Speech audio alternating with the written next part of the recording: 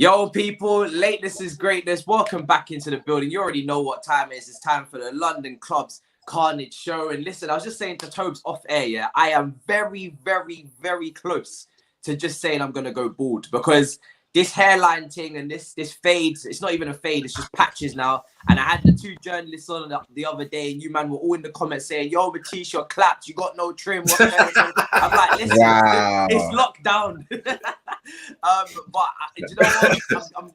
I'm very close. But gentlemen, I'm being joined by the gang as per usual. Corey, Lee, Tobes, how's everybody doing, man? I don't know whether to do West Ham, Arsenal thing to start off. Well, I might just let it go and go straight into England. How's everybody doing? Just let it slide, mate. Just let it slide. Pretending they're rapping. We move on. We move on, man. We move on.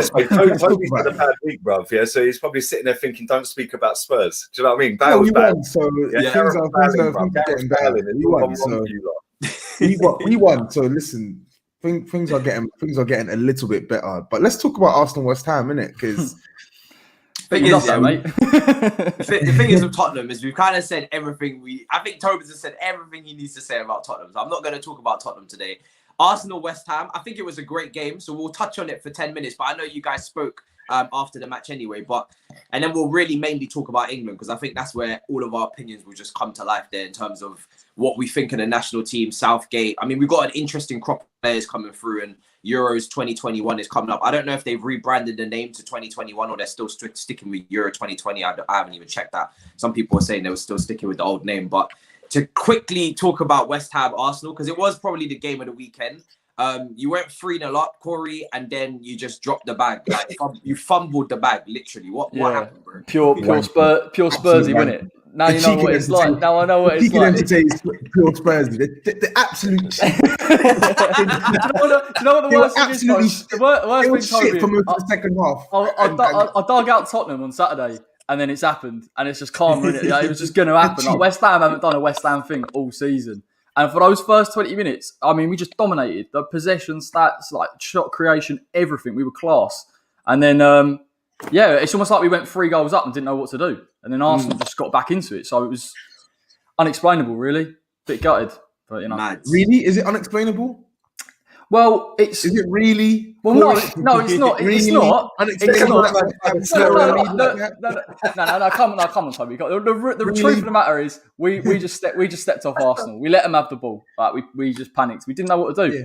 But you know, it's a learning process. We're getting there. We're top 6 now, so you know, it's gonna take time. With those type of performances, though, 3-0 up, you're not probably going to make top 4 playing like that, isn't it? No. And this is the problem as well. West Ham fans were like, yeah, what, mate? West Ham fans were just saying like, oh, it's terrible. Like at least we got a point. But the reality is, in any Premier League game, if you're 3-0 up, you can't draw it. You just can't. Like the mentality of it's well off. So it's disappointing. I don't know. People are dressing up like, oh, it's okay, we'll keep going, but we should have won that game. I think it's. I think I said this on basically. I think it's disappointing for both of you because I remember when West Ham and West Brom were 3-0 up inside like 30 minutes against us earlier in the season. We came back to 3-3, but I wasn't feeling good. I mean, Lee, some of the players that were in different positions in that 11, like Aubameyang on the right and things like this, I'm like, you know, you went 3-0 down and everyone's like, oh, maybe give you credit for the comeback. But for me, I'm just thinking as well, why didn't you just play like that from the beginning? Do you know what I mean? Like there's no team that's serious should be 3-0 down inside 30 minutes. Well, we're not serious, so that kind of sums it all up. We're not serious, bro. Even our manager has come out today. I'm just looking for the quote, yeah? Mikel Arteta to be in sport. The style is who wins. He who wins has a style, and he who has style wins. This is the riddles this guy talks in, by the way. Right? He then says, one day you have a style, the next you're a shit. So I quote tweeted that quote that some a big account put out. I said, can anyone tell me what the style is, a style of play is? Because even the manager don't know. Because he don't. And this is the thing, Matisse, yeah? Against West Ham, we put Callum Chambers in at right back. For some reason, I don't know how he got man of the match. Yeah, like everyone was waxing lyrical about him. He's now the English Cafu. He's the English Cafu. He's absolutely amazing. I saw that tweet. I was a little bit like, I know it's tongue in cheek, but bloody yeah. Yeah, every single week we change our right back now. Yeah, and it's like, okay. Like they all look better than Bellerin. Well, listen, you're better than Bellerin, bro. Come on, let's be real. Yeah, but this is the thing, yeah. Like everyone was saying he was man of the match. I was like, did they watch that first 30 minutes? Because he was getting ripped. Bellerin gets ripped. He was getting ripped. Yeah, literally. Antonio decided, you know what? I don't need to play up front. I'll just go and rip him down the right instead. It's pathetic. He did well to get us back in the game with his crossing. Yeah. But your job as a right back is to defend. That's your first job. Then after that, you go forward. Listen, he got us back in the game, so I'm not going to go deep on him there. Yeah. But for him to be man of the match, what was Jamie Carragher watching? Because for me, Lacazette walked man of the match in that game. Yeah, even when we were 3-0 down, he was the only one that looked like he was trying. Yeah, and then second half, they came out in the second half, and he was ripping into Aubameyang in the centre circle. Yeah, and I don't know what he was saying. I couldn't lip read it. It was probably speaking in French anyway, and I can't speak French or understand French. But he was Je m'appelle, comment ça va? Je m'appelle Lee. That's about all I learned at school, bruv. But yeah, we were a mess. We were a mess. Aubameyang. Can I ask, why was Aubameyang on the right wing? Because I just don't get that. It's very like Arteta's come from a schooling of Pep, so it kind of reminded me of Pep in the Champions League against Lyon, doing things that don't need to be done. Saka's been playing so well on the right. Aubameyang not really playing well, but put him on the left if you're going to play him. And why would you play Aubameyang on the right? And someone just made the point here that he wasn't tracking back to help Chambers. I don't associate Aubameyang with tracking back anyway, but if you're going to play Chambers at right back, surely you need the more astute, player to track back and help him. He's the I wouldn't have played Saka either. Yeah, I wouldn't have played Saka either. I would have put Pepe and Martinelli in, because Saka, and this is what makes me laugh with this manager, right? We keep hearing that these players need a rest and we need to rotate and we need to do this and blah, blah, blah, because the players are in the red zone and all that rubbish, right? Well, if that's the case, then how come Saka started? Because Saka went off against Tottenham at half-time with a tight hamstring. Yeah, then he didn't play the next game. Then he's straight back in again. Well, don't he need a rest then? Don't Granit Xhaka need a rest, because he plays every game. Yeah. And then Smith Rowe gets dropped because he needs a rest. It's like, well, hang on, you've dropped him for a guy who can't score, and then you've put the guy who can't score on the right wing in the first half, and then the left in the second. And then you switched him back in the second. It just made no sense, bro. Yeah, the fact that we got out of jail with a 3-3 was a bit of a miracle, because Mikel Antonio, if he slots that one in from Benrahma, oh my God, it's game over. And I think Benrahma was shooting. I don't think he crossed that. I think it was a scuff shot, and that's why there was so much power on it. There's a thing cross, wasn't it? But Antonio's got to finish that, mate. He has games like that. He like the first half, first 20, he was unplayable. He was winning every second ball. And Arsenal's defence, you could just see, didn't. And I think Arteta set up wrong. Like he gave West Ham the ball, and he thought West Ham can't do a lot with it. And then literally, you're 2 goals down. You've got to go now and change the game. So when I see your starting 11, I said to you on the fan cam afterwards, didn't I? I said, when I see that starting 11, I was like, they don't rate us. They literally don't rate us. They went so attacking. Yeah, with Benrahma, Lingard, Antonio, and Bowen. Yeah, and I was and then they got Souček running in. I'm like, that's 5 attacking players, really. I know Souček's not really attacking, but he was attacking in that game. He had two sitters in the first 5 minutes, and I was like, here we go, we're going to get done here, right? And then he didn't rate us, because he didn't go Old Trafford. I know it was at home, but he didn't go Old Trafford and play that open, and play that attacking. Yeah, and I've watched West Ham a lot this season. And they don't do that in every game. They do it in one game here and there against teams they don't particularly rate, and they think they can win the game. And on another day, people are sitting there, Arsenal fans are sitting there saying, "Oh, we could have slapped them 6 or 7 in the end." They could have been 5-0 up, mate. He was right to think that, because look at the start of the game. 5-0 up, but they could have. Yeah, they could have. Souček had 2 chances. One of won the game.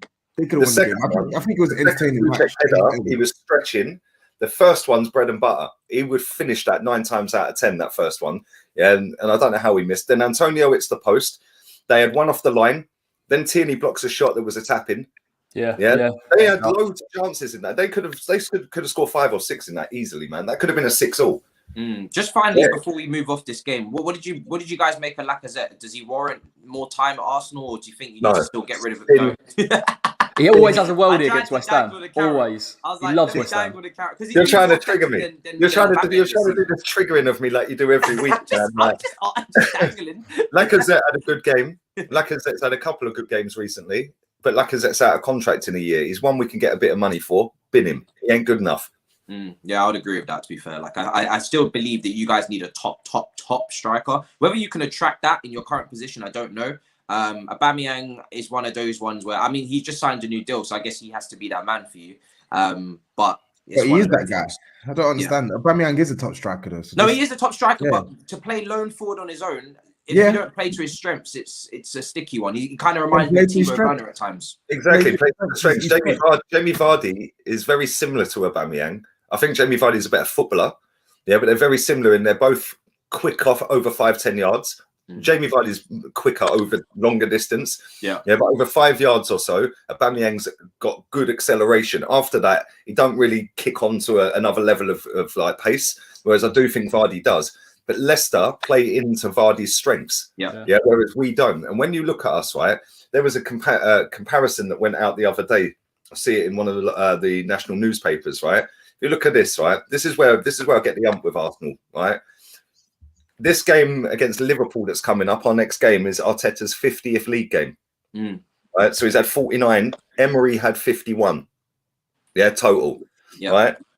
But he's fixed the defence, apparently, this geezer. Yeah.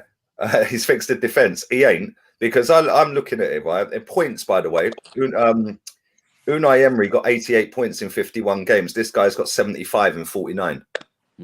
Yeah, so he needs to get another 13 points from 2 games, which is physically impossible to equal a manager that was wide open, that couldn't do anything, had the players all down tools, couldn't speak English, and were taking a mick out of him in training. Yeah, and people sit there and tell me that this guy is making improvement after improvement. If you look at our goals against this season, yeah, everyone kept saying he's fixed the defence. I think there's 7 teams now that have got a better defence than us in the league. Brighton have only conceded 4 more than us, and Fulham have conceded 6 more. They're both in the real bottom of the table. Yeah.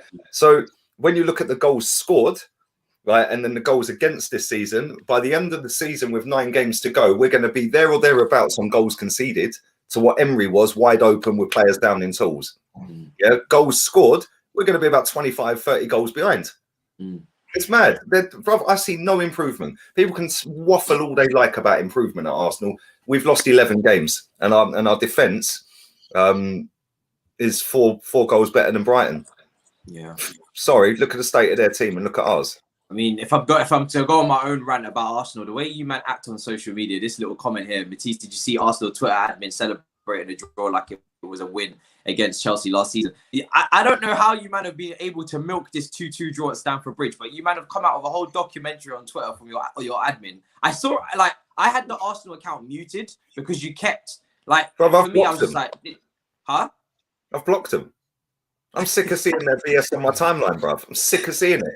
Yeah, that so football club is no longer a football club; it's a brand. Yeah, and I keep my standards high. Yeah, I don't want to see their crap. The guy who runs it's a Southampton fan. Why is a Southampton fan running our account? It's incredibly shameless. I couldn't believe. Like, it was funny the first time, and the second and the third, but then when I seen that you man brought it up again, I was like, "Raw, you really gonna bring up the same?" game for the I was like, wow. I mean, this is what we do. We're starving. A draw. It was a draw, bro. It was a 2-2. We're starving as a football club. We're starving. We've got nothing. Yeah, so our fans, the majority of them on Twitter anyway, if we had to do a poll on their age, I'd say the average age of Twitter Arsenal fans is probably about 19. They've never seen us win a title. Well, their expectations will be probably lower than yours then. Their standards are finish 4th. Yeah, that's the standards. My standards are I've grown up on seeing us win everything. Yeah, apart unrelated topic, but related as well. Did you not see that image of that graphic that was going around saying that? Oh, I think it's something like 50 or 60% of social media accounts now, male social media accounts now, they're saying are still virgins. Where did that come from? Where did you see that? I need to find it, but it was hilarious and it explains so much. It explains so much about some of these guys on I don't take Twitter seriously. The funniest thing about Twitter is I don't take Twitter seriously. I'm not even going to be on it for too long. Arsenal have got 40 million global fans apparently. Yeah. That's it. Go on, Tobs, go on. It goes, young male virginity on the rise. The share. So it says in 2008, in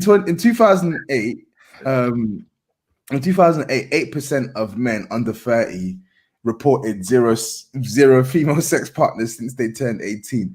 And now in 2018, it's 27%. And I'm so sure all of that 27% are on Twitter. I'm so sure.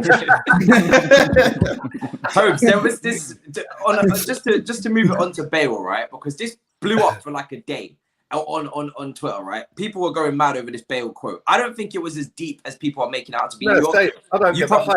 It was you probably saw the quote, like you. I did. Like, what did you make of it? Because I don't think it's that deep, in my opinion. Like he's just I don't think it's like groundbreakingly bad, but I did tweet out a bit of disgust about it because he is being disrespectful to the club. Like, fair enough. He is just calling it how he sees it. He is a Real Madrid player. He is on loan at Spurs. He's here to get game time, and of course, he had a view to obviously play at the Euros. Nothing wrong with that. Fair enough, but for him to come saying that whilst he's away from the camp on international duty, talking about how when things aren't going well and stuff like that, it's good to get away and it's good to step away from the crowd and stuff. I felt like it's low-key a bit disrespectful. Like he didn't have to. Yes, he's being blunt about his situation, but he didn't have to be so blunt. Like he was still in Real Madrid mode, wasn't it? Yeah, especially when you look at the effort that the club went to bring him here, all the fanfare, and like it just feels. And the patience he's got as well, because he was tragic for the first half of the season. Yeah, he's dog shit for literally like 70% of the season. So now you've come into a little bit of form now. And now all of a sudden it's like, oh, okay, cool. Yeah, like Spurs are just this glorified training base for you to get your your fitness up before the Euros. I didn't like it. And it's weird that he comes out and says these things even when he's still got like another, I don't know, a quarter left of the season to play. Like, what's Mourinho meant to think about this now when you're coming back to this team? I feel like if fans were allowed into ground, he wouldn't be talking this reckless. I feel like the fact that fans are not in the ground, some players are just starting to talk way out of turn now, and maybe they're feeling a little bit more free than they usually would. There's some good jokes to come out of it. He said that people have been saying that Bale used, Spurs as a treadmill, used him like a pure gym membership. I think it's been great. Funny. The jokes that have come out of it have been fantastic, but I just think everyone's overhyping it. Like our fan base are just taking the mick with it, yeah. Like, which I get that, yeah. It's the North London rivalry. I get that. And look at Gareth, look, their star boy's back, and now he's just saying that he don't want to be there, basically, and wants to go back to Madrid. So I get it, but me looking at it, I'm just like, shock. A lone player is coming to get game time to go to Euros to go back to his parent club. What's the issue? I don't really see anything big with it, but I see a lot of Tottenham fans yesterday going mad, man. Listen, I think the reason why it even makes it a bit more like weird is because Zidane don't rate him. He's literally going there to ride bench, and when he first joined us, he was all about playing. He wants to play, show people that he's still got it, and so on and so forth. And we've given him that platform. So it just feels a bit weird that like you're putting. I know, of course, it's Real Madrid. Real Madrid are 1,000 times bigger than Spurs, but I just feel it's weird. You're putting them on a pedestal when they don't put you on a pedestal. He's going there to ride bench for Lucas Vazquez, Asensio, and Vinicius. He's better than all three of them put together on talent, and he ain't gonna start ahead of them. So. It's weird, especially when he's got an actual affiliation with Tottenham in the past as well. For him to talk like that, it's a bit. If he had just come to a random club on loan, then I would have got it. But because it's Tottenham, I would have expected a little bit more respect. Like you said, it's kind of a bit weird coming from him, of all people. Especially when like you said, he is not respected in Real Madrid at all. I didn't expect him. Can't stand him, man. Madrid fans don't like him. Yeah, I didn't expect him to make the move permanent because wages. I don't think Tottenham will be able to cover that. But still, it's just a little bit weird. Someone said here, FFP gone, Chelsea to run football again, we rise. I mean, yeah, FFP gone, I think, for this summer again. That might help us in our pursuit, but everybody's on the same playing field. And when I say everyone, I say Man City. So, you know, if we have no FFP to deal with, neither do Man City. So it kind of just goes hand in hand. It just means both clubs can spend more. Let me move on quickly. I mean, this I've seen this question get thrown in quite a few times. I'll quickly go over it. Matisse, do you think Deschamps running Kante into the ground in every single international breaking in the most useless games as well, it's serious. It seriously could affect us. I'm not going to lie to you. This is just cutthroat how it goes in internationals. The international manager relationship to the club manager is rarely that strong. Their affinity is not really there, and they don't get them that often.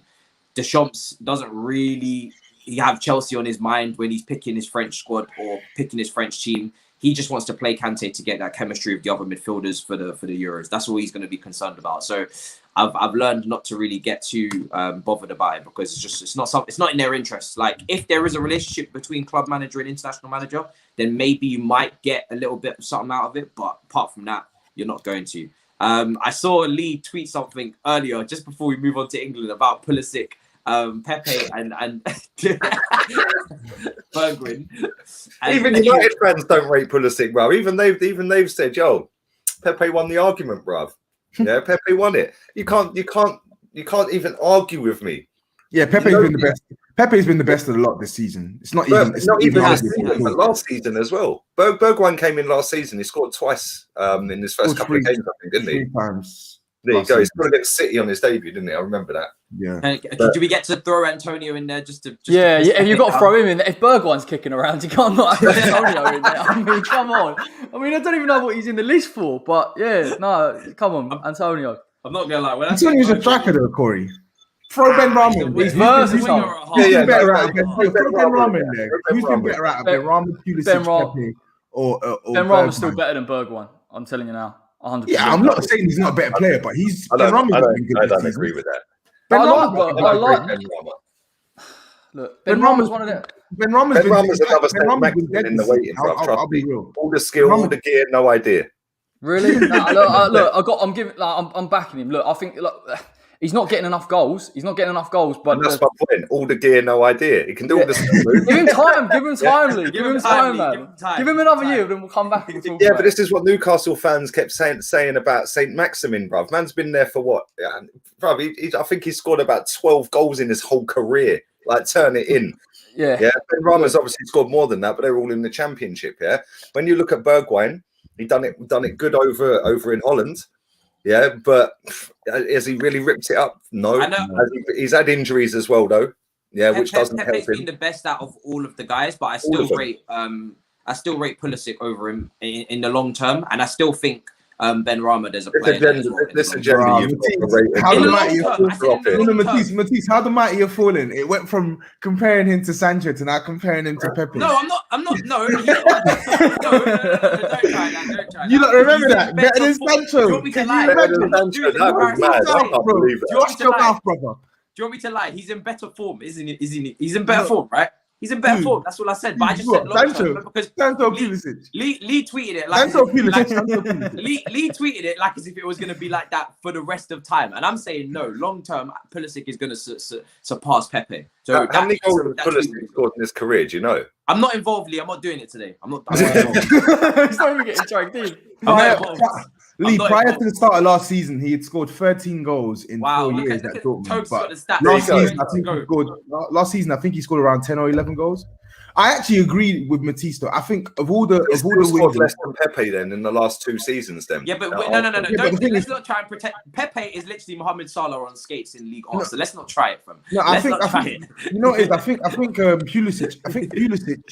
Pulisic for me. I feel like of all the wingers there on top form, I'll take Pulisic because I feel like he's such a live wire when he's dribbling and running at people. But when you look at it technically, in terms of who can actually cross, shoot, Pepe's a better shooter than Pulisic.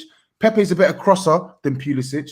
Pepe's a better shooter than Bergwijn. Pepe's a better crosser than Bergwijn. I'm not too sure about Ben Rama. Ben Rama, I know he's got the trickery and whatnot, and he can pick a pass and he can score. But when it comes to actually like creating chances and shooting, I think Pepe is better at those things than Bergwijn and what's his name? And Pulisic. I just think Pulisic is just a better all-round threat in a game in 90 minutes when he's on song. He can't ever stay fit. Yeah, that's the only issue he has. That's the problem with him. Like, he's made of glass, man. Like, literally.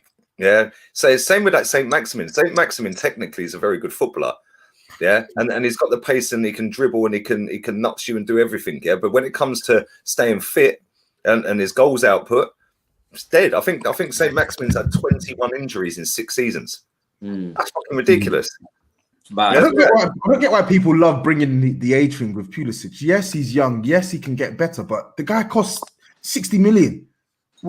If we can't analyze his game the way we're analyzing Bergwijn, who's a year older than Pulisic, or Pepe, who's 3 years older than Pulisic, then what can we do? Like, I don't understand that. He literally costs 60 million. I'll tell you what though, the amount of injuries he's getting at his age isn't good. Like that's not going to bode well. Give it a couple of years if he doesn't get a decent run in, because injuries like that will just stay with you. Like he'll always have it in the back of his mind, and it'll be finished by the time he's 26 if that carries on. He does. That's the one thing I've said is that the next couple of years, injury wise, he needs to be consistently fit if he's to have a chance of being a mainstay in the team, because there's too much competition for injuries.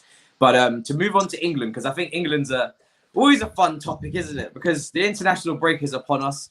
Gareth Southgate is leading his merry boy band out once again for the Euros upcoming this summer. And then the World Cup potentially as well afterwards. I mean, I'm not going to lie. I don't see a world where Southgate doesn't actually lead the team out for both tournaments unless he has a shocking Euros, which I think he'll still qualify from the group. And that would be probably enough for him to keep his job. What does everybody here make of Southgate? Is anybody here Southgate pro Southgate? Or? He's a bum. No. I tried to give him a grace period because of what England did in the last World Cup, but he's actually a bum. Like, he's a complete bum.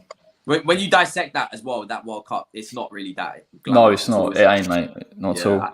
Smacking in penalties against Tunisia and whatnot is not anything to be singing about. And do you know what I reflect on when I look back at that World Cup is that most of us were probably drunk for it. So we don't really remember just how lucky, we were in terms of fixtures and winning penalties. And we didn't really score from open play a lot. Our fixtures were incredibly easy up until we got to Croatia and got knocked out. Once everybody sobered up, like 5 weeks later after he had a train station named after him, I think everybody realized, holy shit, that wasn't that impressive. I actually forgot about that train station. That's mad. It was mad, bro. Like, he didn't even win. He didn't even get bronze because we lost the third place playoff and he got a train station named after him. I said to myself, is this what it's like? Is this the level that we're at now where you can get this level of credit for not even winning anything or coming even in the top 3 to get a medal? I thought it was incredible. Yeah, that's how it is, though. Sports day at school, everyone has to get a little certificate these days, bro. Like, you could come 50th in the egg and spoon race, and you're still getting a certificate and a little medal. Participation awards. Do you know what I'm saying? It's loser mentality, bruv. Like, and that's how football's gone now. It's gone from Champions League or European Cup being the top team in the league, winning it, going through to the European Cup Champions League, so you can finish 4th or 5th now. Well, 5th if you win. 5th if you win. Well, you could even finish 10th and win the World Cup. There's no way they was planning the bus parade. Surely that's a joke. No, there was something, wasn't there? They were talking about. Yeah, they were. Yeah, I think they were. I think they were doing a bus parade. I'm not even blagging. I think they were. They were trying to sort something out, weren't they? It's actually well embarrassing. I can't believe that was the actual narrative. That's how it is now. You're celebrating finishing 6th because you get Europa League. Like, who cares? It's the 5th loser. Like, it's just, but that's society, brother, and it's been over 30 years or so that do-gooders and busybodies have got involved in all different aspects of life. To bash everything down to make this generation the softest generation. So you have to reward mediocrity now because otherwise they cry. Generation of legends, bro. The generation. I feel like Lee's about to take this away from football. There's I'm just gonna sip on my lemonade, mate. I'm chill. You know that brother at work who just doesn't. You know that them brothers in uni as well that just don't do any of the group project but still get the medal at the end. They're like, yeah, just stand up at the top of the class, get your creds. But in terms of the squad that he picked as well, I mean, I spoke about this on Monday on the Battle of the North show as well. In terms of the players that are missing, I felt like in terms of the centre backs, I was a bit disappointed to see Eric Dyer in there. I know Tobs was definitely quite heated and charged on that topic because I saw him in the chat just slandering Eric Dyer to the face of the earth. I was so close to just adding him in.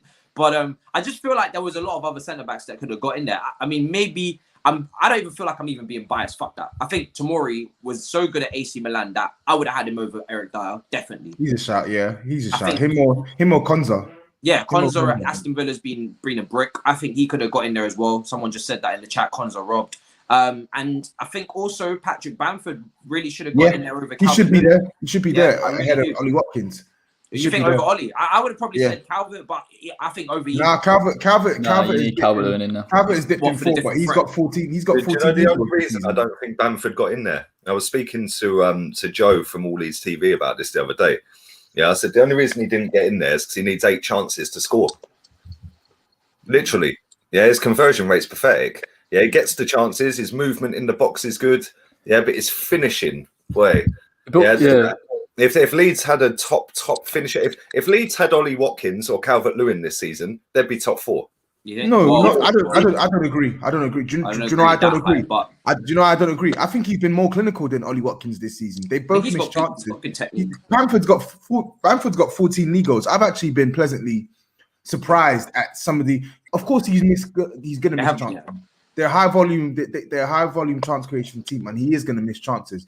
But some of the chances that he's put away this season are like splendid finishes. Like he's for me, he's been just as impressive as Dominic Calvert-Lewin, and he's been better than Ollie Watkins for me. He's been better. But that's the thing. Output definitely. Go on, mate. Sorry. No, I was just saying. Wasn't it Southgate was saying that he wanted a player that pressed more, and then Bamford's pressing stats are much higher than Watkins. Yeah, like, it's the logic. I don't get the logic. Like you keep DCL in there because he's a bit. I'm not saying he's like Harry Kane, but a bit more direct. And then it's sort of a toss-up between Watkins and Bamford. And it's like, who's going to stretch the play more? But like Bamford actually does a lot. He's only got like 6 assists this season as well. So he's not. His all-round game is very impressive. Solid for them. Like he's not only in that team to score goals for Leeds. He's in that team because he works his socks off. Yeah. He presses, and he's good at bringing other people into play, or decent enough for Leeds. So I think his overall game, Bamford, I've been so impressed. And obviously we had him a long time ago, and I didn't personally think he would reach this level. I thought he would make. I'm so shocked. Yeah, I'm so shocked. I thought he would stay in the Championship. That would be his level. The way he stepped up to the Premier League, his overall game has been so impressive to watch. And the thing is, he might not have the best conversion rate. Leeds do miss a lot of chances. I spoke about that a couple of weeks ago with Connor from one Leeds fan channel, and they have had games where they've had like 15 shots and they haven't got a goal, and it's like, what is going on here? And obviously, Bamford's part of that. But Ollie Watkins is not the most clinical either. No, Watkins isn't the most clinical, but Watkins has had literally a fraction of the chances. Yeah, I don't know. I'm not sure. You know, Watkins misses. Watkins does miss a lot, but like, I think that like at Christmas, I remember seeing this at Christmas or early. It might have been early December actually. Yeah, I think it was late November, early December. Patrick Bamford had more shots on goal than Arsenal. Yeah, and that was at the end of November, December. He'd had more shots than Arsenal. Yeah. And I was like, at that time, I think he'd only had about 6 goals. And I was like, how can you have more shots than a football club, a whole club, and only convert 6 or 8 of them? Yeah. And like when he played against us at Elland Road, bruv, he had 9 shots. And I'm not talking like idiot shots, like from outside of the box that just fly over into Rose End. Yeah. He had so many clear-cut chances against us. If he had his shooting boots on, they would have done us 5. Yeah, because some of them were very good chances that he should have, like a header from 6 yards out. You got to score. Yeah, you know. And it's like when you look at Harry Kane, that would have been a goal. I know we're talking 2 vastly different players, but that is the difference. And that is, for me, the reason he ain't in there, because he's not clinical enough. Ollie Watkins has had a lot less chances. Ollie Watkins is a lot quicker. Yeah, I think Watkins runs the channels a bit better. Yeah, he does. Yeah, and I think technically, Watkins is a better footballer, and he hasn't had the amount of shots and misses. He has had big misses, don't get it twisted, but he hasn't had the amount. Yeah, so when you look at, say, maybe 10 shots missed to 25 shots missed, well, you've got to look at that going forward into a competition that you're going to try and win. Maybe I'm going to have a plate for him, and he's missing more than he's scoring. Then there's an issue there. Sorry, I'm gonna have to prove you wrong on this. I'm sorry. He's reached for the phone. The one thing I agree with is that I don't think Patrick Bamford is a better footballer than Watkins. Watkins used to play wide for Brentford, so he can play like a winger in a sense where he can run at people. I think he's stronger than Bamford as well. His hold-up play is better than Bamford. And like you said, he works the channels. But I think Watkins is a better footballer. But I think Patrick Bamford's been better than Watkins this season. I don't really think that can be up for debate, in my opinion. And I'm looking at this now, by the way. So Understat, I use Understat. I know you lot don't like maybe hearing XG, but I use XG sometimes. You have to use it in context. Man's gone full statistician. No, it's the truth, because I like to analyze it, because when you're overperformer or underperformer of your XG, it tells a lot about your ability to finish chances. And this same season, with Son and Kane overperforming for so exactly. Much So this season, Ollie Watkins has played 28 league games. He scored 10 goals, but his expected goals is 13.1, which means he should have 3 more goals, which means he's missed enough chances to warrant him scoring 3 more goals, basically. And if I look at Patrick Bamford's stats, one game more, 29 goals, 14 league goals scored, and his expected goals is 14.47, which means Patrick Bamford is, because that stat on the screen there that's just been pinned, big chances missed 17, Watkins 11. Big chances missed. But what I'm saying is, when you look at some of the chances that Bamford has converted, they're chances that he shouldn't be scoring from. Like, I see him score from outside the box. I can't remember what game it was, on his left foot. I think it might have been against Newcastle. So Patrick at Anfield, 2 of them goals, you're like, how the fuck has he done that? Yeah, exactly my point. So that's what I'm saying. Like, some of the finishes that I've seen from him this season have been sublime. So I think he's been better than Ollie Watkins this season. Someone asked what output is on paper with goals, assists, stuff like that. Yeah, he has been better. Yeah, but I don't know. It depends what Southgate wants to do. Like, for me, I'm clueless anyway. Just to add, I think someone said Vardy. Obviously, Vardy's retired, and he's retired. So that's not going to happen. Who said Vardy, bruv? I think Southgate's caught in between two, because Ollie Watkins is obviously a lot younger than Bamford. Bamford's probably in his prime now, you would say, but people will say that he's maybe gone with Ollie Watkins to build for the future.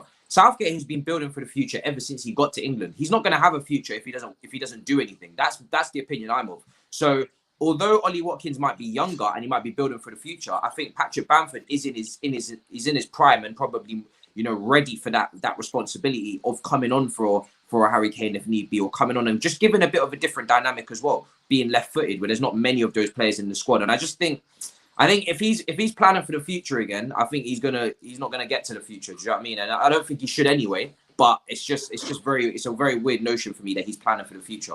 And obviously, someone said Tammy Robb. Tammy was nowhere near this. No chance. Impossible. No, he's not even playing. So I know we like to be biased as Chelsea fans, but let's not take it that far. He's Tammy's going this summer, isn't it? He's not even fit. He probably might be. I mean, it's very up in the air. He hasn't signed a new contract. Neither has Drew, though. Drew's get him to West Ham. Yeah, get him to West Ham. I'll take him to West Ham. Yeah. Are you not going to play 2 streps though? This is my thing with Tammy. Well, that's the big thing. Yeah. Tammy Abraham is a guy he's proven in the Premier League right now. In my opinion, he will score goals, but if you don't play to his strengths, he can be rendered null and void. And Corey, you're saying that you want him at West Ham. I look at you and what you need from your front man. You need your front man to be able to play with their back to goal, to be able to run at defenders.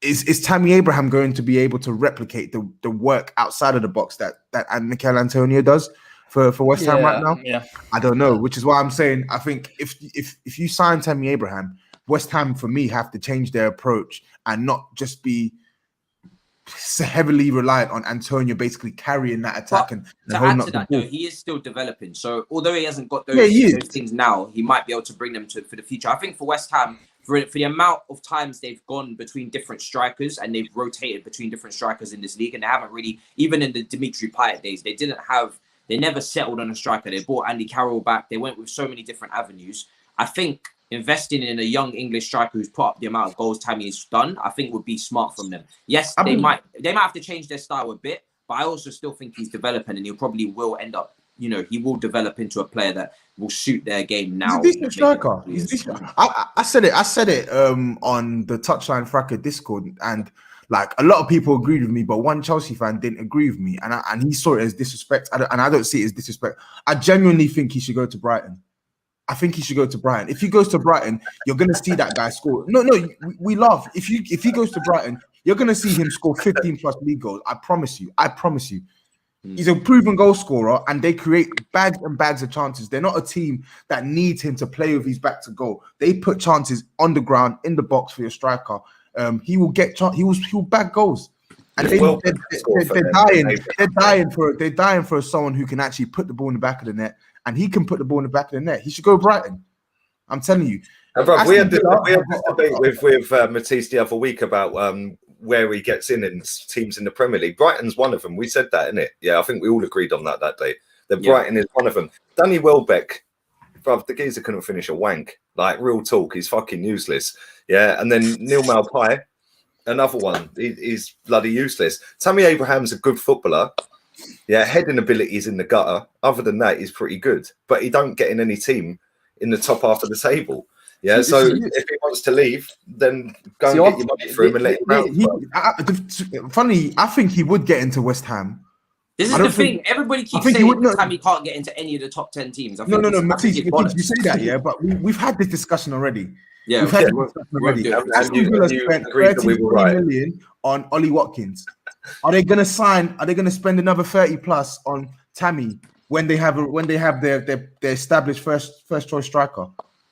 Everton have got Dominic Calvert-Lewin. Well, I would expect every team to have a striker if they're serious about competing in the Premier League. So yeah, but do you expect some of these top 8 sides to have 30 million plus strikers? No, but some of these players want to stay in as well. So you always have to. You always not all these players that you're mentioning are going to stay at their clubs. Does Tammy Abraham get West Ham Ollie Watkins over Villa. Where's he going, bro? Not straight up. But this is the thing. Like, we've been burnt West Ham before.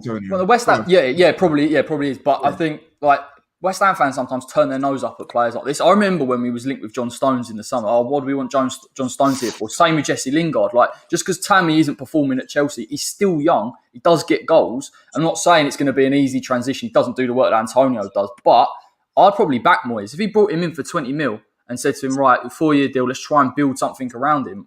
We possibly could. And Mickey as well, we can play on the wide areas as well if we need, or 2 up front. So there's options there. I'd rather have options than not at all. Like, when you look at teams in the Premier League that could do with Tammy Abraham, Palace could do with him, West Ham could do with him, Wolves could do with him, Brighton could do with him. But again, it's a case of which team fits him the best. Which team will play to his? He can't go to West Ham because of that connection anyway. If he goes, it's going to be abused. That London rivalry of like Chelsea, West Ham going back. No. I think he'll be. I think he might be okay. He might be all right. It wouldn't be that. You reckon? Yeah, it wouldn't be that deep. Oh, here we go. Tammy Declan swap deal. Disrespect for Declan Rice just keeps going on. Can I also to go back onto England, because Tammy's not in the squad, that was just brought up by someone. We did a big Tammy debate a couple of weeks ago, but I want to talk about Southgate and this formation, right? I don't get it, right? Why would you play? For me, I don't know what you guys think of us playing 3 at the back have as we've been long term in the England squad, but I don't get why he's playing a 3 at the back when you've got so many. For me, it just doesn't make sense for the balance of the team. Like, you barely got any centre backs to choose from as it is, and you're squeezing 3 into it. Maybe because tactically he's not good enough defensively to play with a back 4. I don't know, but I think this team suits a 4-2-3-1 with a double pivot of like Declan Rice and someone next to him, and then you've got your attackers. You've got your attackers free to do as they please. England's strength is their attack, so for me, you should be invested in that. Yes, the defense can be a bit ropey, but I think if you take individual errors out of it, like a Maguire maybe, and you try to build a relationship between 2 pacey defenders, I think you might have half a chance. Well, what do you guys think? Yeah, 3 at the back silly, isn't it? If you play with 3 centre backs, it shows that you don't trust any of your centre backs. Yeah, I guess so. But the thing is, he keeps. I mean, I don't know what you guys think about Maguire, because obviously he's in decent form. I guess Man United defense recently has been decent form, but personally, I don't. Oh, think hold up. Did you just say Harry Maguire's in decent form? I mean, Man United's defense prior to the last 2-3 weeks, he has been in decent form. They're in decent. He's shocking, bruv. Even when he was in semi-decent form, he is shit. I still don't rate him. I still don't Yeah, he's not good. He is crap, bruv. He's got no mobility whatsoever. He's not agile enough to be a top centre back. Yeah, he don't win enough headers for me. Like he wins headers, but he don't win headers. If that makes sense, he kind of. It's like he's got a sponge head, like so the ball gets sucked into his head, and then but it don't. It's not bullet headering it away. One of them ones. It's just like it's just bouncing and dropping. Walking out from the defence the other day. Oh my god, what was he doing against Leicester? Oh, don't. Bro, it was almost like he had his Zimmer frame. Yeah, because he was going that slow, walking out of defence. Yeah, and out of the whole picture he could see. He decides to pass it to the guy with 3 players around him. Yeah. Brain dead. Absolutely brain dead. I think Ben Godfrey had a shout to being over him. But if he plays every single game for England, we ain't going far. Yeah, trust me. I don't particularly rate John Stones. Yeah, I think he's a very good centre back, but I don't think he's top tier. Yeah, but this season he has been outstanding, man. Literally, one of the main reasons Man City's defence is top class. Yeah, him and Diaz next to each other have been phenomenal. Yeah, but I see Stones as a secondary centre back in a back four. I see him as the guy that needs to with Tyrone Mings, and that's Diaz. Him and Mings together. I think Mings, drop Harry Maguire completely, bruv. Yeah, Tyrone Mings and Stones, I think, could complement each other so well because John Stones' reading of the game is better than Mings, and Mings is a lot quicker. Yeah, so I think they'd say again. He's very physical, Mings, as well. Mings is like the physical scrap, but Mings is a very good player and he's very good on the ball. But Mings is not a very good player. I'm sorry, I can't agree with that, Lee. Come on, man. What? What's this slander of Aston Villa players today? It's not slander of Aston Villa player. I think Ollie Watkins is a decent striker, and I think he's going to be a very good striker in the future. But Tyrone Mings is pants. I'm sorry, he's pants. Konza is way better than Tyrone Mings. Yeah, they're both decent. It's not even they're both. Tyrone Mings is bad. He gets away with it because he's just strong and he's got locks. He's got locks. He's tall. He's bad, bro.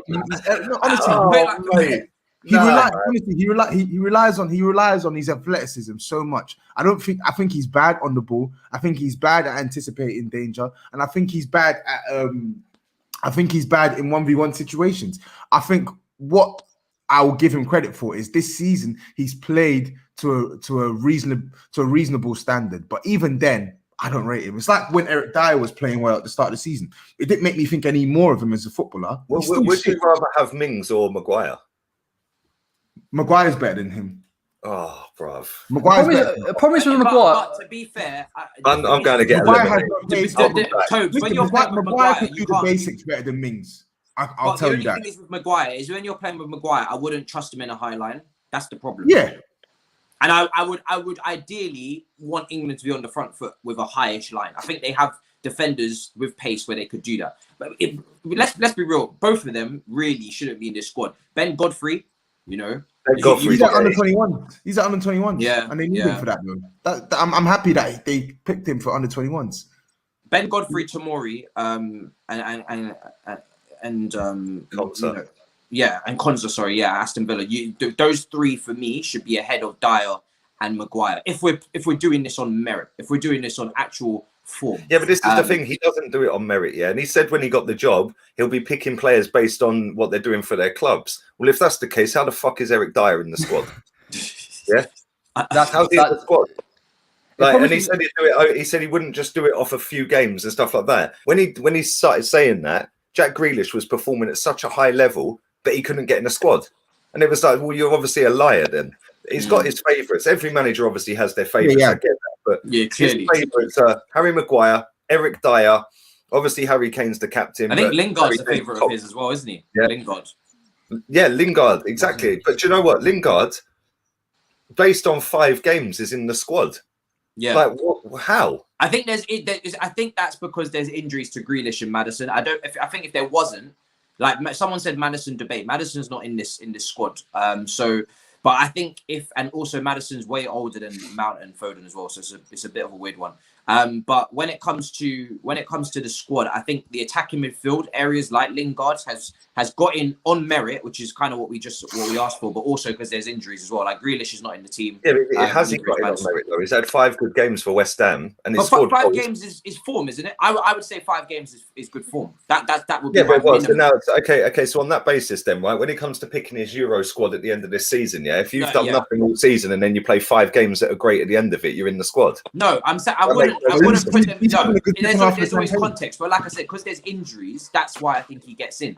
But obviously, if Maddison was fit, do you think he would have picked Lingard? No, I don't know what he wouldn't have picked Lingard. I think if Maddison was fit, he still would have picked Lingard because for some reason he has a hard on for certain players, and Jesse Lingard is a player that like he literally all he needs is a little bit of form, and he'll pick Jesse Lingard. Lingard's been very good for him though, hasn't he? That's the thing. Yeah, that's what I'm saying. When you can't really when Jesse Lingard's been called upon for England, he's been a decent player. So he's been decent for West Ham since the time he's been decent. So I get it.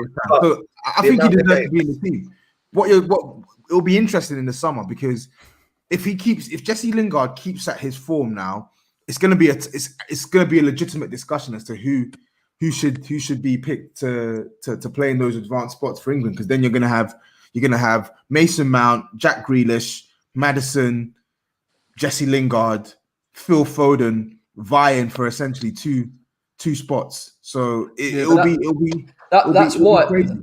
That's why it's so annoying that he's playing a back 3 with wing backs, because we've got so many decent attacking players that he's taking one away to put in a centre back because he loves Harry Maguire. It doesn't make any sense. It's just he's maximising on the worst. He's maximising on the worst part of the England squad. Yeah, and taking away from the best part of the England squad. It makes no sense to me. And the thing is as well, if you look, somebody put in the chat, we totally forgot Connor Cody's in the squad. Yeah. Oh god, another one. Right. Shouldn't be in there. No, I think he should. I think really he should be there. Over the likes of Michael Keane.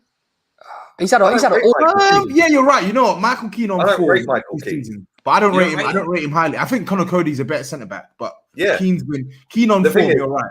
On Connor Cody plays in a back 3, which is probably why he's picked Connor Cody. But again, Lee, do you want to see a back 3? Because I don't. No. I think 4-2-3-1 is exactly how. I want to see a 4-3-3. Just fucking go for him, man. Go for everyone. We've got the attacking players. We got Sancho. We got Saka. We got fucking. We could have Foden. Grealish. We got Maddison. We got Harvey Barnes when he's back fit. Yeah, he's had a wicked season. Yeah, we've got fucking what's the other one's name? Who I've missed? What's his name, man? Callum Hudson-Odoi. Yeah. But no, if you look at the attacking players we've got, Rashford. That's who I was thinking of. Sorry, Rashford. Rashford. I'd say Sterling as well. I even forgot Sterling as well. There you go. Look at that. I would, and just a great super chat here from Paris. That's another one. Yeah, I think I would go with a 4-2-3-1 over a 4-3-3, and the reason why is because I think we've got a lot of attacking midfielders, like you say, and I feel like a double pivot. I don't look at Phillips and I look at Rice, and I'd say I think they'd be better in a double pivot than they would in a lone DM role in this squad. And I also think that I'd like Foden to play number 10. I want him right in the epicenter of this England team, like right in the middle. I think Grealish operating off the left would be brilliant to watch as well. And then you could put a Sterling on the right, making those third man runs, off the wing, or you could put a Sancho out there or whoever. I haven't been very impressed with Sancho for England, but I'm putting that on Southgate tax. I think Grealish on the left wing, Foden in the middle, and then a double pivot behind them and a striker. I think that's the way they should be going. Right wing can be rotated amongst anyone. Sancho, someone said Sancho on the right. You could put Sterling there. Sancho's not in this squad, I think, due to injury or something's going on there. I think he might be injured. And then Harry Kane up front. But for some reason, he's persisting with this 3 at the back, which again covers up the flaws of Harry Maguire. And it doesn't even cover up all of his flaws, but whatever. Cody's in there as well. You're then going to probably put Kyle Walker at right-sided centre-back. And you're going to probably, I don't know who he's going to put a right wing back, maybe Trippier. Like, come on, man. That's not the way forward for England. It's frustrating to watch. Someone said Saka. Saka could even go right wing as well. Let's give him his bullets. Right. Yeah, I would love to see Saka right wing as well. Someone said Eddie Nketiah. Don't do that. Eddie Nketiah, nah. Eddie Nketiah, nah, bruv. Nah. This super chat from Harris says Luke Shaw's been England's starting left back. Do you agree? Yeah, 100%. I think he's clear for England's left back this season in terms of form as well. He's been solid. Chilwell, I mean, Corey, what do you make of Cresswell not getting in over Chilwell? Are you not really too I'm all right with it, man. You're all right? Yeah, no, look, I think the Cresswell thing, like I did a video yesterday about Cresswell, and his defensive flaws cover up a fair bit. And I think you saw Arsenal's third goal. Again, they got a crossing. All Arsenal's goals come down that right-hand side. It's for them and for our left. So no surprises there. But what I will say is, if he was going to play a back three, I wouldn't be opposed to him playing left-sided centre-back. But he's never going to do it anyway, because he's going to say he's too small, which I do understand. But yeah, I'm all right with it, mate. Like, I think obviously Chilwell and Luke Shaw have got much higher ceilings than Cress. As long as Declan Rice is in there, I don't really care, to be fair. Yeah, I think there's a balance as well between going on form and then trying to strike up some sort of chemistry within the group. And I think Chilwell is one of those guys where he's going to be around for a long time. He's got potential, and he's also a very good character in the group as well. So I don't think he's not gonna rotate too much there. Someone said, Matisse, what do you make of Mount as Rice's partner in a double pivot against weaker opposition? I would like to see it. I think they could potentially have quite a good partnership there as well. I don't know. Let me look at who are the other options though. Because when the likes of Jordan Henderson come back, is he still going to be a big part of the England team? Probably will be for Southgate if he's looking for leaders. Because one of the reasons that Akeem gave on my show was that Eric Dyer was in this team for leadership. So if he's searching for leadership that much, then the likes of Jordan Henderson will probably come back into that squad. So I don't know if Mount's long-term future for England will be in a double pivot, but I don't know. What do you guys think in there? Henderson, if he's fit and available, he's a starter for England. Has to be. Yeah, it has to be. I like Henderson. I think Henderson's underrated. Yeah, like I think you probably could play him. I think you probably could play him and Rice together in a double against weaker opposition. Though I don't think it would be needed, would it? It depends. If you're going to play five at the back, then it's pointless, because then you've basically got 7 defensive players pretty much. Yeah, and your wing backs are your attack. What a load of crap! If you're going to play 4 at the back, Henderson and Rice, I think could be pretty decent together. I don't think they work well together. Like, I know on paper they would be your starting. That'd be the starting double pivot, right? But every time I've seen them play together, I don't think they've got that understanding. Declan wants to go and chase the ball, so does Henderson. At times, Henderson wants to go and pick it up, so does Declan. And the way Declan's playing this season, he's much more mobile than just a normal defensive midfielder. He's getting forward a fair bit. And when I saw him play with Calvin Phillips will just sit right in front of that defence, and Declan will say, right, I can go and win it. So I do know why people are talking about Bellingham, maybe, because Bellingham's the one that's going to go and get that ball, and maybe Declan. So is that like when Chelsea play with Kovacic and Kante? They're just wide open then, do you think? Yeah, and like you can run through the middle of them. Only until Tuchel's managed recently to get them to be a little bit more organised as a duo. Before he had come in, every time I'd seen them together, I just thought gaps in between the lines, especially in front of a back four. Back three kind of covers them up a bit more. If you're going to go over back four, you need someone who's going to sit. I think Calvin Phillips next to Rice is a shout. Against lower opposition, I don't know if both of them would be needed, but Rice does like to drive forward, like you said. I think he's 17. I think this is a good point. He's very young. And I think for England, we're very quick to rush players into the 11. This has Theo Walcott written all over it. Walcott. I mean, Bellingham, I think, has got a way higher ceiling than Walcott, but I still think the same kind of logic applies. There's no real... You think Pulisic's got a better ceiling than Sancho, bruv? So I don't think I said that. I don't think I said that. I really don't. I really don't think I said that. That's the thing. He said something much worse. He said that he's better than Sancho. That's what you said. You didn't say that. You said he's better than him. No. I think the conversation was about and bringing in Sancho, and I was like, "Why?" I love it. I love it. We remember everything, Tobs. Everything about that podcast. Yeah, I've actually watched it back as well since. Like, everything about that Pulisic propaganda. Yeah, watch. I'm coming for you every time. All right, Lee. Thoughts on Odegaard then? Thoughts on Odegaard. Do you know what? I've seen a lot of people say to me that I've flip-flopped. No, honestly, that I've flip-flopped and that I said he was going to be the next Denis Suarez. I told you he's a baller, though, Lee. I told you he's a baller. Yeah, no, I know he's a baller. And if everybody remembers rightly, I actually said that I would have... It was a waste of time. No, I would have preferred to have signed him full-time rather than on loan. I did say that. I said I've got it on my own chat. I'll clip it myself. No, yeah, I remember. You compared Kim Kallstrom or something, Lee. I really do. No, but it had the potential to go one way or the other. Yeah, and this is the thing. I said I would rather have signed him full time. You're smiling a lot, Lee. So I don't know why people get it twisted. I'm pretty sure on this show, me and Toby tried to convince you that Odegaard was a talent, and you was like, you wasn't having it. No, I knew he was a talent. I'll go and clip up the show myself, bro. Go do it, Lee. Go do it. And let's not even get into Neymar is better than Neymar. I think that's way worse than my. That is wild. That is way worse than my comment. Personal preference is insane. Morris.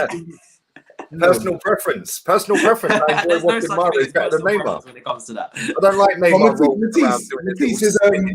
Matisse, we spoke about Mason Mount. And I'm going to go toilet break, you never spoke about the 1v1 demon. Oh, the 1v1 demon, whether he's going to be in the team. He's not in the squad. Give it.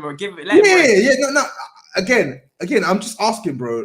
Do you think he's got a chance of being in the squad this summer? No. What? Highly unlikely. 1v1 demon. No, highly unlikely because swear down the 1v1 demon's got no chance. Listen, I think under 21s. I think under 21s is where he'll probably end up being. I think with the amount of attacking options England have, like we said, Grealish, Foden, Sancho, you've got Sterling, you've got Saka. They've all been more consistent than Hudson-Odoi. So Hudson-Odoi very unlikely. He said in a quote recently he wants to be in that Euro 2021 squad, and I like the ambition, but I think it's unlikely because one, he's going to be in rotation a lot this season because we've got a lot of attackers and we've got a lot of competitions, and Tuchel's known for rotating. So unless unless he's dropping 10 out of 10 performances, he's going to get rotated. And like I said, I've named like 6 players there that are way ahead of him in the pecking order. Maddison still to come in back into that as well. Who else is there in the attacking midfield? Grealish, Maddison, Foden. Is there anybody else? I mean, Mason Mount will be ahead as well in those attacking positions in terms of the whole season. So, yeah, I think Hudson-Odoi now. And someone said wing back. I know Trent's not in this squad, but Trent will be in that squad for the Euros. Don't get it twisted. Like, he will be in that squad. You know what though? I'm looking forward to seeing Cho and all the other man them in the under 21s. It starts this week. I'm annoyed that all of the games aren't shown on TV, but I'm going to find a stream for them. But I'm really looking forward to seeing some ballers in this tournament, man. I think England have got a really good squad. So let's see what they can do, man. I think their first match is tomorrow or Friday. So let's see what they can do, man. Yeah, the under 21 squad is going to be very interesting. There's a lot of quality in there. There is, so that in itself will be fun to watch. I don't even know where we was in the convo until we started slandering each other's opinions. No, we were talking. I can't remember what you were saying, but I just had to slip in Cho there because obviously 1v1 demon, isn't it? Greenwood's another one. Do you know what? Yeah, now I really need Hudson-Odoi in the future and the next coming years to bring that 1v1 demon back, because otherwise I'm never gonna get through this. That's just the situation about it. It's mad. Is there any players in your West Ham squad, Corey, that you wanted to be like Antonio? Playing for Jamaica. Let's not go there. Yeah, let's leave him alone. Just leave him alone. We've been there. Man. Euro 2016, he should have been there, but we'll just try and move on from it. I actually agree. I agree. He should have been there. He had a quality season. Yeah, no. Yeah, Mickey's playing for Jamaica now, isn't he? I think he's changed allegiance, so he's not going to play for England. That's good. Yeah, fantastic. I'm glad because we could Jamaica. Jamaica have got some serious players though. Like I think a lot of people are. Bravo Morrison's over there now as well. So, yeah, but trying to think. I was going to say Craig Dawson, but if you score 2 own goals in 2 weeks, it's a bit difficult to try.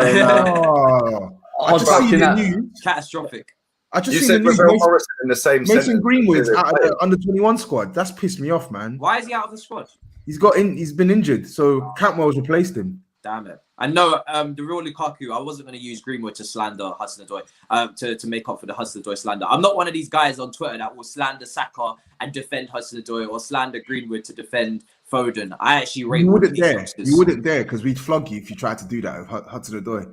No, but I'm not even going to take the bait. I'm not even going to take the bait.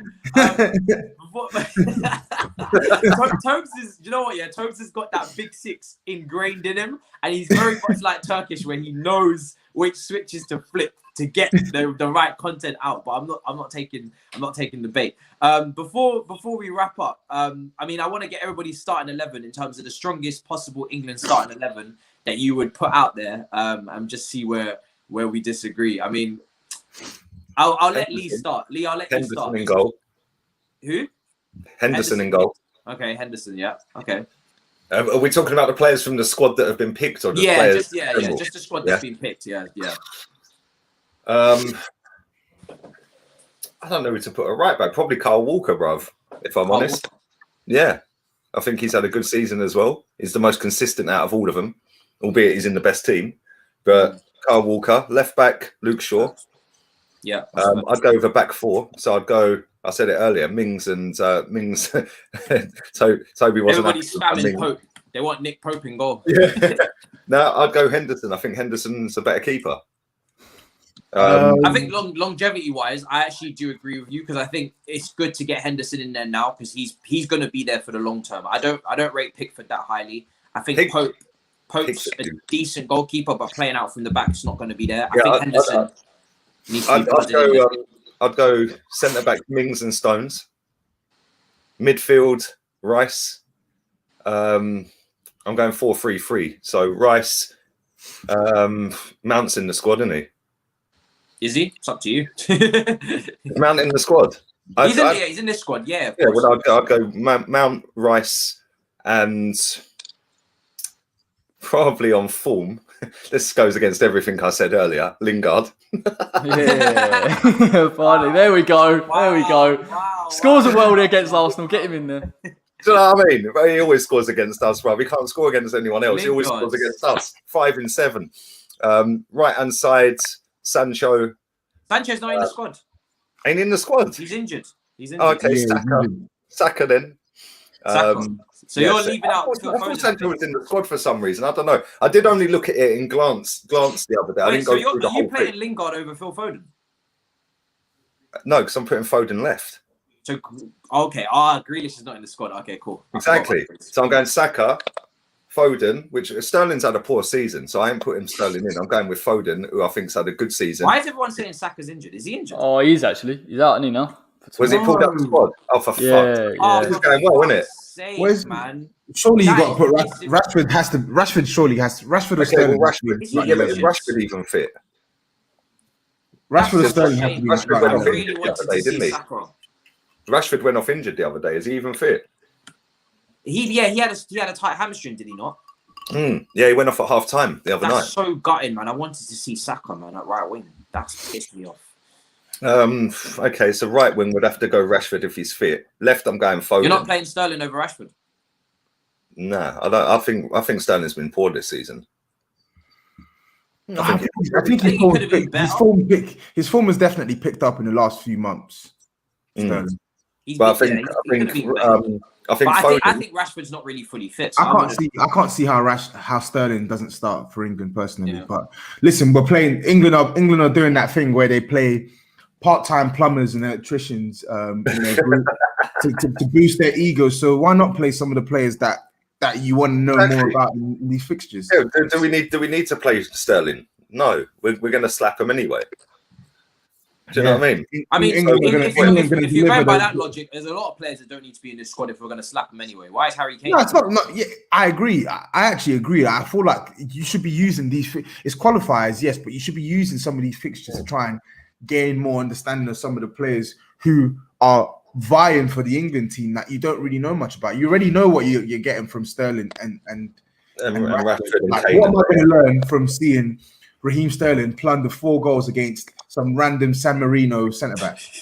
Yeah, and that's the thing. If you do put say Calvert-Lewin or Watkins up front, and then go with Foden, I'm just looking at the forwards. Yeah, if Saka's out, yeah, then that leaves Rashford and Sterling. Yeah, as your only real wingers. Yeah, and Rashford, I'm not convinced he's fully fit. So do we throw him in? So then we suppose we have to throw in Sterling. Yeah, you'd have to. Sterling would 100% have to play now. That Then you'd have to play him on the left side, which means for me, if I want to pick my team, I'm going to have to go with Foden on the right. Yeah, Foden on the right. So Foden can play anywhere in that front line because he's. I know Lingard's in form, but I've seen Lingard in an England shirt a lot. I'd actually prefer to see James Ward-Prowse, which I think is a really good shout. Yeah, that's a shout. I really think so because I think set pieces, England have just been underperforming for way too long. And it's not even like you just bring set pieces as well. If you're talking about leadership and character as well in that midfield, him and Declan Rice and Mount, that's a lot of character in there. That England lacking that team, hence the inclusion of Eric Dyer, who I just cannot stop slandering today. Let me see. Guys, throw the likes up, man. What are you, man, doing? 600 of you in the live chat. Big up yourselves for joining us. Make sure you dash the likes up. Throw them up big time there. I mean, everybody at the start of the show said they wanted Southgate. They didn't think Southgate was good enough for the job. So before we wrap up, what manager would you take? I've seen Arsene Wenger shouts. I've seen Frank Lampard shouts. Bring back Harry Redknapp. Bring back Harry Redknapp. Give it to Glenn Hoddle. Mad. But seriously, who would you guys want as England manager? If we used to say, okay, so if we was going to say, right, we're going to sack Southgate now because he's clearly not good enough to lead us into the Euros. What manager would you take? Because I've seen Frank Lampard's name pushed around. I don't agree. Nowhere near. I don't agree. Not that bum. Whoa. Yeah, I said it. Not that bum. Yeah, you tell him, Tobs. I think Graham, if he wasn't managing Brighton and he wasn't in club football, I'd say Graham Potter would be an excellent fit for England. My twin. Your twin, yeah, you're literally your twin. Someone put in the comments as well, which is a good shout. Ralph Ragnick. Someone mentioned that to me the other day. Like I've not really seen much of him, but I've read about him and I've seen some of the. I've seen like what he's done with RB, and yeah, he looks like he's got a good football brain. Fundamentally, we need someone who plays progressive football and has a good football brain. Gareth Southgate he's got zero credentials for this job. Not a single bit of quality needed for this job. So yeah, Ralph Ragnick definitely interests me because he's from what I've read, he's the guy that kind of led Klopp and Tuchel into the managers they are today in terms of inspiring them. But also Germany, Hakim Low is leaving at the end of the Euros, so I think he's a shoo-in to get that Germany job, to be honest. So with that being said, I think it's incredibly unrealistic. Why is everybody against Arsene Wenger? Because he has some great ideas for the FIFA and whatnot in terms of changing the rules. It's a great idea. He also had a great idea of giving Nicholas Bentner 52 grand a week and allowing the clown to put number 52 on the back of his shirt. Yeah. No, is that your main gripe with Arsene Wenger? No. Brother, if that's a whole new podcast. I could sit here for hours telling you all the stuff I like about Wenger. You don't think he suits? Another question: Jose Mourinho, does he suit international football now? Because everybody always says Portugal. I think he'll get. Yeah, he does. Tournament international football. Yeah, I'd love to see Jose Mourinho of England. That'd be incredible to watch. That'd be so entertaining. Yeah, I think he'll get the Portugal job one day. Yeah, and probably. There's talk that he's going to get it for the Euros if he gets sacked from Tottenham. I don't think he's getting sacked, so that ain't going to happen. But yeah, I don't know. That's a shout though with Graham Potter. That is a shout. And does Graham Potter want to do the England job from going from Brighton to England? Like that jump, I think the next step for him is get a bigger club. Yeah, I think that's and work his way. So I don't know. It's a hard one, isn't it? Because there's so many managers out there that you think are decent, but then AD Booth, are you taking the piss? That might actually happen. I'd seriously start worrying. Don't make me unwell. No thanks. Scott Parker's a shout as well. So somebody Matisse will probably tell us John Terry. No, I won't. See, that's what I'm saying. You might just think I'm biased. You tell us John Terry or who's the other guy? Damien Duff or something like that. Jody Morris. Or Jody Morris, yeah. No. Let's get the gang back together. What's funny? Yeah, I didn't even want Frank Lampard when we was linked with him as Chelsea. But you were sucking him off when he was in the job, though. I was supporting him as a fan. Yes. No, you were sucking him off. Let's have it right. I supported him as a fan. Stop that shit. I supported him as a fan. But I actually didn't want him in the beginning. What about Eddie Howe? Eddie Howe could be a shout. Eddie Howe. Chris Wilder. I don't know. I don't think they're technically good enough, Eddie Howe or Chris Wilder, are they? They're nowhere near technically good. The thing is with this England job, the bar is so low that if you bring anyone in at this point, it's just an improve. You just need someone good enough to get the most out of like a ridiculously good squad. That's all you need. Exactly. The bar is so low. Bar is ridiculously low. Maybe Wenger could be the one after all, because he was getting Shamak and Benter every week, bruv. The shouts we're getting here are actually ridiculous. Man saying Thierry Henry. So do you know what's so funny? As we go full circle, I remember Lee at the start of this stream was saying that Arteta's risking Saka from injury, and then now we find out he's injured. You seen Rashford walk into that England camp? He's literally hobbling because he's got this injury. We're taking broken shot soldiers. I don't understand why they're forcing it. Like, just let him leave. Like, he's just come back from injury. It's ridiculous. It's mad. This is what I don't get about this manager. He's a clown, man. Yeah, he's a clown. Mad. Anyway, we'll wrap up now, people. It's been a great stream. As per usual, London Clubs Carnage on a weekly basis. Wednesday at 1 p.m. You already know what time it is. Corey, let them know where to find you, bro, and final thoughts. West Ham way, Southgate out if we don't get past the semis in the Euros. In fact, just get him out anyway. Just like give it to Mark Noble. Just give it to Mark Noble, bro. Just give him the job. Call it. Great motivator. Get him up for the game. Get him stuck in, lads. Toby, bro, let them know where to find you. Final thoughts. TapinTobs on all platforms. Instagram, Twitter, YouTube. Subscribe, light the thing up. If you like to see me get onto Matisse, double subscribe because I'll be doing that from now until I stop doing YouTube, to be honest. And Lee, Rat Army in the building. Let them know where to find you, bro. I'm going live in 15 minutes, so that'll probably be 20 minutes. I've just seen a story that Granit Xhaka's cussed the fans again on international. Oh, beautiful. Oh, yeah. Lovely.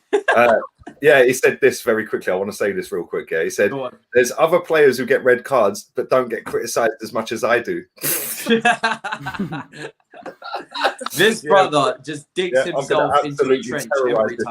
I'm going to terrorise him on my stream in 15 minutes. But yeah, Lee Gunner on YouTube, Lee Gunner 82, Twitter, Insta, Twitch, OnlyFans. Lee Gunner OnlyFans. Subscribe to that.